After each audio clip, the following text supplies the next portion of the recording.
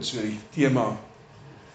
Sodom, die dag toe haat verander oorgeborrel het. Sodom, the day when hate for others boiled over. Die twee engele het teen die aand in Sodom aangekom, terwyl Lot in die stadspoort van Sodom sit. Toe Lot hulle sien, staan hy op, gaan hulle tegemoet en buig laag met sy gesig na die grond. Hy sê toe, ag menere, draai asseblief af na die huis van die dienaar. Bly die dag oor en was u voete. U kan vroeg opstaan en op die pad gaan. Maar hulle het gesê, nee, ons sal hier in die oop ruimte oornag. Hy het egter ernstig by hulle daarop aangedring en hulle het na hom afgedraai en by sy huis aangekom. Hy het vir hulle 'n maaltyd voorberei en ongesuurde brode gebak en hulle het geëet. Voordat hulle gaan slaap, kom die manne van die stad, die manne van Sodom, van oral oor na die huis, jonk en oud, al die mense, sonder uitsondering. Hulle roep toe na Lot en sê vir hom, waar is die mans wat vandag by jou aangekom het? Bring hulle uit na ons toe, sodat ons met hulle gemeenskap kan hê. Lot het na hulle uitgegaan, na die ingang en die deur agter hom toegemaak. Hy het gesê, my broers, moet asseblief nie iets slegs doen nie. Kyk, ek het 2 dogters wat nog nie met 'n man gemeenskap gehad het nie. Laat ek hulle liewer na julle uitbring, maar maak dan met hulle soos dit goed is in julle oë. Net aan hierdie mans moet julle nie iets doen nie, want juis daarom het hulle onder die skadu van my dak ingekom. Maar hulle het gesê, gee pad daar. Verder sê hulle, hierdie man het gekom om as vreemdeling hier te woon, en hy wil so waar 'n oordeel vel, nou sal ons jou meer kwaad aandoen as vir hulle. Hulle het heftig aangedring by die man, by Lot, en nader beweeg om die deur af te breek, maar die mans het hulle hande uitgesteek, Lot na hulle toe ingetrek en die deur gesluit. Hulle het ook die mans wat by die ingang van die huis was, van klein tot groot met blindheid geslaan. Die mans het toe maar opgegee om die deur te probeer vind. Die mans vra toe vir Lot, wie van jou mense is nog hier in die stad? 'n skoonseun, jou seuns, jou dogters, of enig iemand van jou, neem hulle uit hierdie plek, want ons gaan hierdie plek verdelg.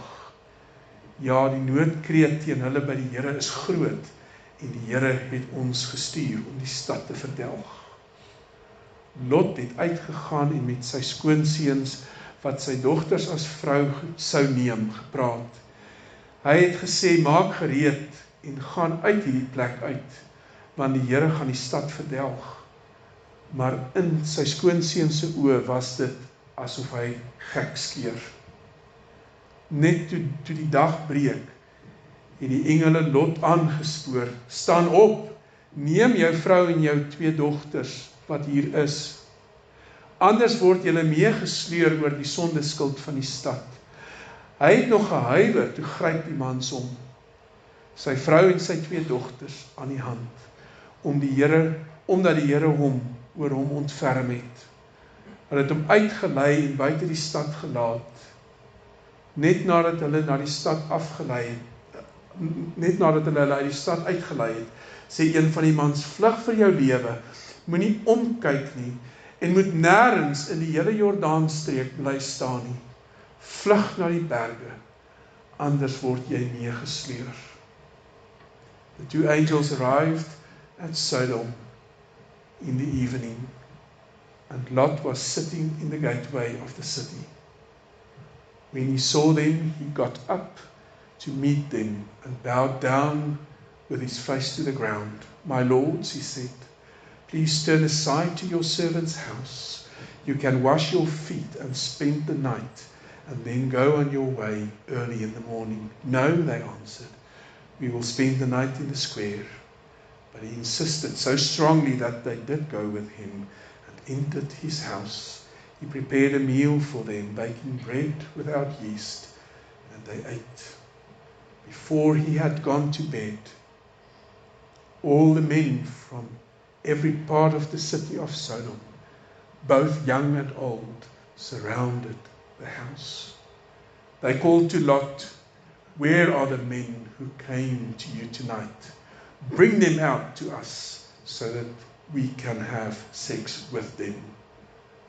Lot went outside to meet them and shut the door behind him and said, "No, my friends, don't do this wicked thing. Look, I have 2 daughters who have not slept with a man. Let me bring them out to you, and you can do what you like with them, but don't do anything to these men, for they have come under the protection of my roof." "Get out of our way," they replied. "This fellow came here as a foreigner, and now he wants to play the judge. We'll treat you worse than them." They kept bringing pressure on Lot and moved forward to break down the door. But the men inside reached out and pulled Lot back into the house and shut the door. Then they struck the men who were at the door of the house, young and old, with blindness, so that they could not find the door. The 2 men said to Lot, "Do you have anyone else here, sons-in-law, sons or daughters, or anyone else in the city who belongs to you? Get them out here.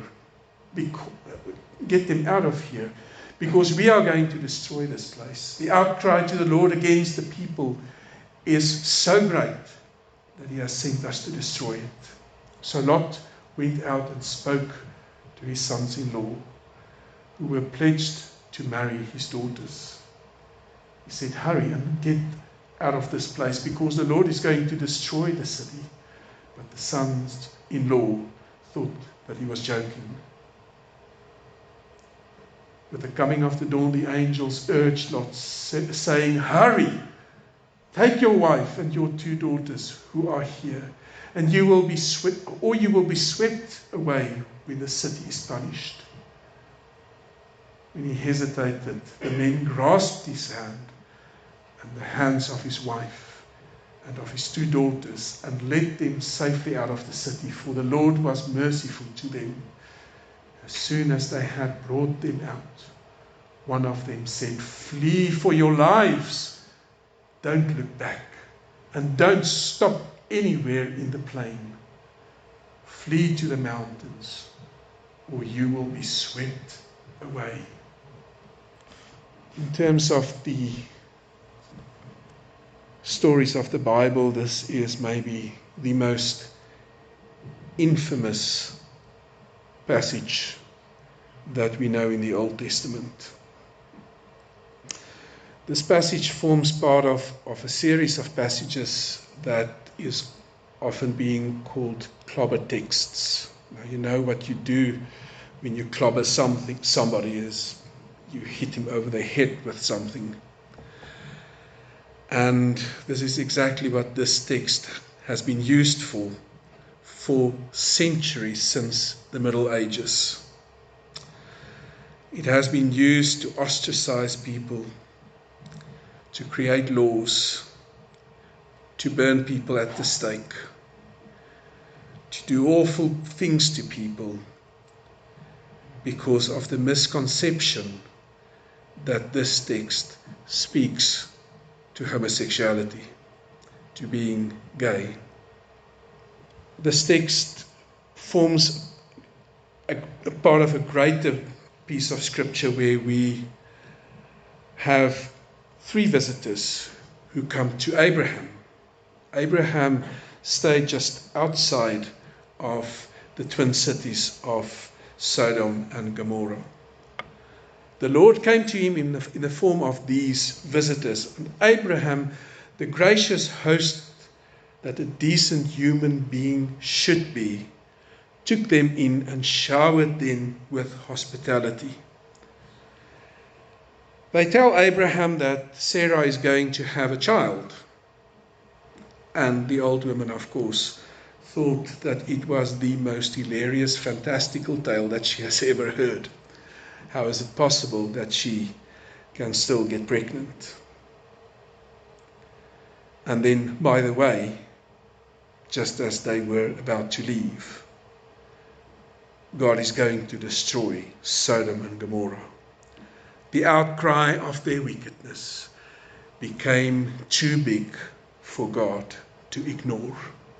Abraham interceded for the cities of God, for these two cities, and God in the end agreed that if he could find 10 innocent people in Sodom, he would not destroy these two cities.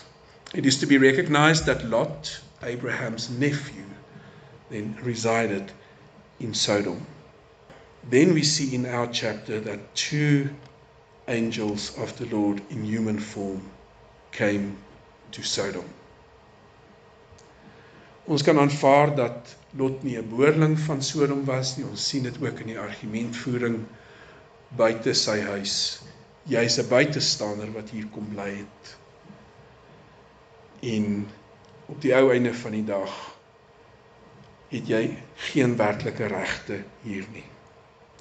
Maar hy het 'n mate van aanvaarding by die bevolking gehad, aangesien hy ongestoord in die stadspoort gesit het. Nou, net aan die binnekant van die stadspoort was daar die stadsplein in die stede van daardie tyd, en daar is sake gedoen, daar was 'n mark. Regspleging het daar plaasgevind, die leiers van die stad sou daar gesit het, en as jy geskil het met iemand, dan gaan jy na hulle toe en hulle tree as regters op om reg en geregtigheid te sien geskied. Dit is hoe dit in daardie tye gewerk het, en natuurlik het ons gesit hier met stadsstate. Dit was nie 'n land nie, elke stad was 'n soewereine stad, en Sodom was volgens Genesis nogal, Sodom en Gomorra was 2 gerekende stede as dit kom by oorlogvoering. En natuurlik met sonsondergang is die stadspoorte gesluit. Dit was 'n wilde omgewing, wilde diere kon inkom, vyande kon inkom en die stad inval in die middel van die nag, derhalwe is die stadspoorte gesluit. En enig iemand wat nie 'n dak oor sy kop gehad het nie, sou binne in hierdie plein oorgeslaap het. Maar, soos wat dit was in die antieke Midde-Ooste, was dit die gebruik dat die stad gasvryheid sou wys aan besoekers en vir die nag vir besoekers nooi om oor te bly by iemand in sy huis. En so 'n persoon sou dan nie net huisvesting en kos verskaf nie, maar ook beskerming teen enige gevaar. Lot het eintlik so 'n bietjie sy hand hier oorskryf, want die stad het nie amptelik 'n hand van gasvryheid uitgereik na hierdie 2 besoekers nie. Lot het uit sy pad gegaan om te sê, kom bly by my oor. En daar is in haas kos voorberei. Ons sien dat die Bybel sê dat hulle ongesuurde brood voorberei het. Daar was die tyd vir brood nou te rys nie. Dit was al klaar aand gewees, so dit was ongesuurde brood, tipe van 'n roosterkoek wat hulle op die kole gebak het. En kos is voorberei, en dit sou dan ook beteken dat hy beskerming sou verleen aan sy besoekers, aangesien vreemdelinge dikwels met agterdog beheen is. Maar niemand sou kon voorspel wat daardie nag sou gebeur nie. A mob of the city that grew to the totality of the male population came to Lot's door and demanded for these 2 visitors to be handed over to them. Their intention, as we have seen, was that of indecently assaulting these 2 men. Gender-based violence. Lot, in desperation, offered his 2 daughters to them. Now, this is terrible. We must first acknowledge this. And we must also understand that that the Bible was written in ancient times with a totally different understanding of the social structures. And in those days, a woman was not seen as much. But we see that these men were not interested in that. These two men wanted to rape the two visitors. We all know the end of the twin cities that was destroyed by God with fire and brimstone. Speculation is, of course, that these two cities were in the vicinity of the Dead Sea. For centuries since the Middle Ages, as we have said in the beginning, this text has been abused to refer to anything from intimate acts between two men to intimate relations that did not have procreation as the intended goal. This is very important to understand. Terminology such as sodomy and anti-sodomy laws was invented and found its way erroneously into the King James Bible, into various texts. And I can assure you that the Bible nowhere refers to the word sodomy or sodomite outside of this text. Even the word sodomy is totally foreign to the Bible. My intention is to touch on other texts that's being used as clobber texts at another stage. But let's look tonight at this one. Wat was die sonde van Sodom? En waarom het die manne van die stad daarop aangedring om hierdie twee besoekers aan te rand? Nou ek meen, ons kan aanvaar nie al die mans in hierdie stad kon bestempel word as gay mans nie. Ek meen, 'n stad moet voortplant.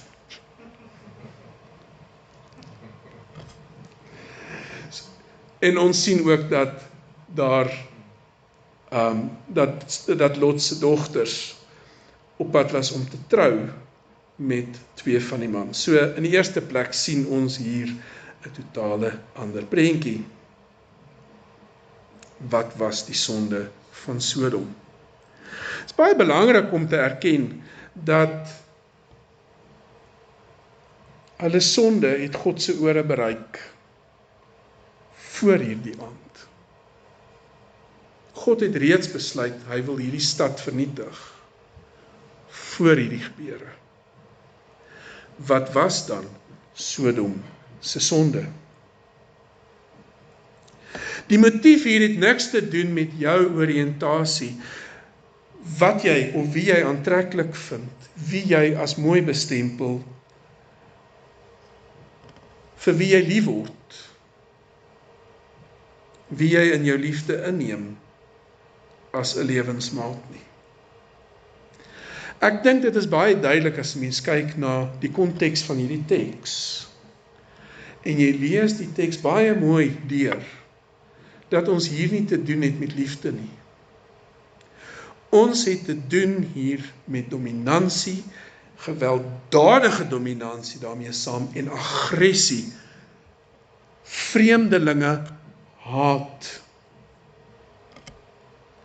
As jy wil weet wat die groot motief van hierdie aandse gebeure was dit haat teenoor vreemdelinge. Sulke barbaarse vergrype van massaverkrachting was die gebruik destyds wanneer oorwinnaars na 'n oorlog die verloorders wou verneder. Dit was die gebruik.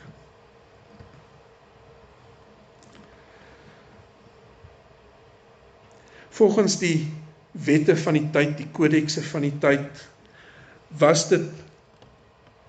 het jy eintlik 'n swaarder straf gekry as jy een van jou manlike landgenote verkragt het.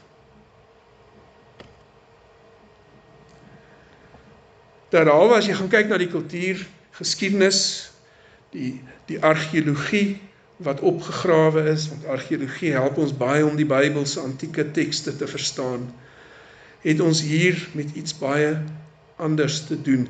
Die bekende Oud-testamentikus Walter Bregeman som hierdie op, en hy is een van die wêreldse top Oud-testamentici. The Bible gives considerable evidence that the place of Sodom, or that the place of Sodom's sin was not specifically sexual, but a general disorder of a society organized against God.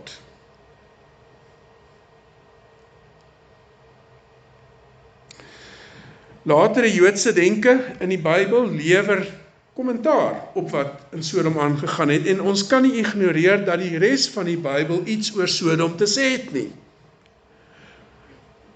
Jesaja 1 en 3 vergelyk die volk van die Here met Sodom en Gomorra.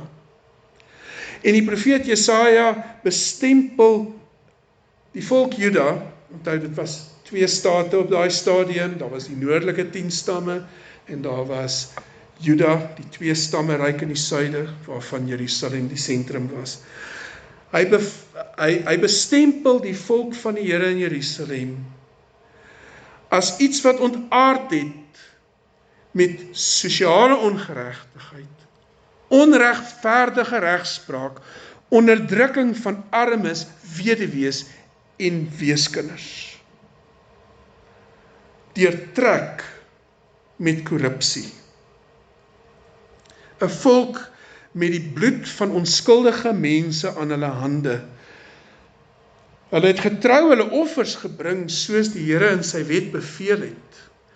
Maar hulle harte en hulle dade en hulle lewenswyse was ver van God, gevul met inhaligheid, materialisme en korrupsie. En hy sê, julle is vir my soos Sodom en Gomorra. Jeremia 23 vers 14 vergelyk die mense van Jerusalem met die inwoners van Sodom en Gomorra weens die feit dat hulle ontrou is aan die Here deur korrupsie en ontrouheid aan sy wette. En daar verwys hy baie spesifiek na morele wette. Morele wette van reg en geregtigheid. Jeremia is heeltemal in liga met wat Jesaja sê. Die profeet Jesegiel het gegaan en die sonde van Juda, waaraan sy haarself skuldig gemaak het, direk soos volg uitgespel, deur hulle met Sodom te vergelyk. Hy sê, kyk, dit was die sonde van jou suster Sodom. Hoogmoed, 'n oormaat kos en sorgelose rustigheid was haar en haar dogters se deel, maar hulle het die hand van die magteloses en behoeftiges nie versterk nie. Hulle was hoogvaardig en het afstootlike dinge in my teenwoordigheid doen. Ek het hulle verwyder toe ek dit sien.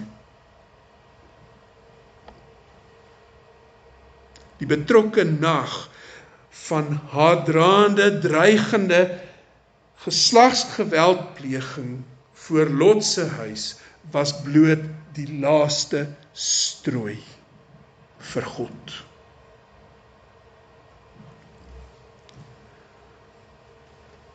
Wat hierdie nag gebeur het die lewe van Sodom presies so saamgevat, 'n stad van selfsug, liefdeloosheid en verwerping van alles wat goed en heilsaam is. Voor daar nog enige wet vir God se mense neergeskryf was goedheid teenoor vreemdelinge die toonbeeld van iemand se goedheid, sy aanvaarbaarheid voor God. Sy verwelkoming, iemand wat in nederigheid gee, iemand wat gasvryheid bewys teenoor vreemdelinge, is ook 'n bewys van iemand wat goed is vir sy eie mense.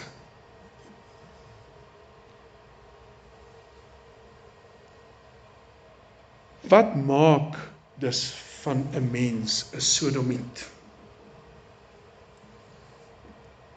as jy 'n hater is van iemand wat anders lyk as jy, anders klink as jy en anders liefhet as jy, is jy die sodomiet van hierdie verhaal. Wyle Dr. Ralph Barnard het eendag vir my vertel, en hy is veels te vroeg van ons al weggeneem. Hy moes eendag gaan preek in die diep platteland, by 'n Afrikaanse gemeente, 'n baie Afrikaanse gemeente. En hy het uit hierdie teks gepreek. En ek is nou besig hier om te parafraseer, maar hy het gesê, as jy xenofobies is jy 'n sodomiet. As jy jou medemens met onreg behandel, is jy 'n sodomiet. As jy jou kind verwerp omdat hy of sy gay is jy 'n sodomiet.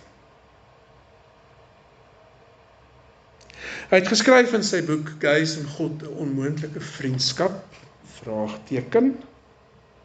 Genesis 19 sy eintlike boodskap is: hoe behandel jy vreemdes? Koester jy hulle met gasvryheid of verkrag jy hulle in liefdeloosheid? In reaksie op die Ou Testamentiese profete se uitsprake oor Sodom wat ons nou na gekyk het, sê hy sodomie word sigbaar in 'n apatiese lewenshouding, 'n houding wat deurdrenk is met materialisme en selfbelang. Wat dus aan jou en my en elke ander mens op hierdie aarde die oneerbare titel van sodomiet gee, is nie wie ek aantreklik of begeerlik vind nie, vir wie ek lief word nie. Dit is die wyse waarop ek mense as minder menswaardig behandel, omdat hulle anders is, of omdat hulle niks vir my kan bied nie, omdat hulle minder besit as ek, nie in my klas is nie. Want God het elke mens na sy beeld geskep.